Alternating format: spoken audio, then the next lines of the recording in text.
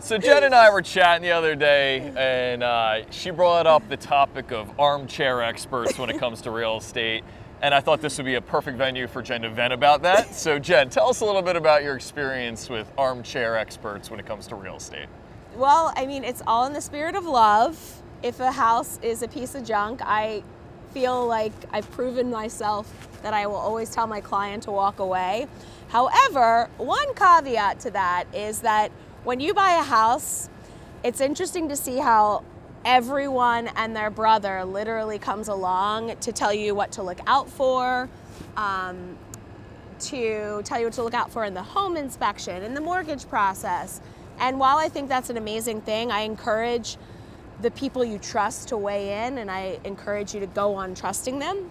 However, where you can get into trouble with that is, especially if somebody's in another state or they've only bought 2 houses, maybe 4 in their lifetime, there's a lot of geographical differences with homes, different architecture.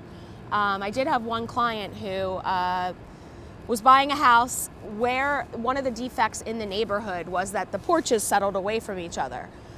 Now, the rest of the house was completely clean, but her father, who was also a contractor who lived in Virginia, just could not get off of this thing about the porch. And we were competing against other offers.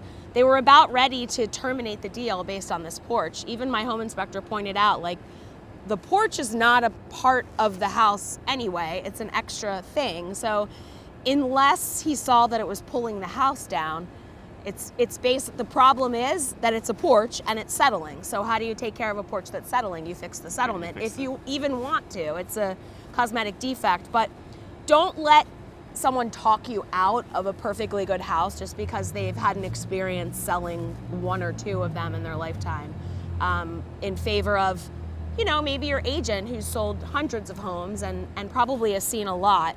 If you trust your agent by that point, which you should, or you should have reason to. If not, call us and we'll provide you with someone who is trustworthy. Then I think, taking their advice is a good one, and maybe limiting the people you trust to 1 or 2 people over your shoulder, that can ask questions and protect your interests, but also maybe not scare you to the hills. So trust the experts. Yeah. Yeah, it's a good call. I dig that. Trust the experts. Trust the experts. We're experts when it comes to real estate. Life, not so much, but houses, yeah. We are therapists too, so it depends. That's true. Yeah, but that's a whole other conversation. Watch back about a year ago our IG videos. Talk about it all the time.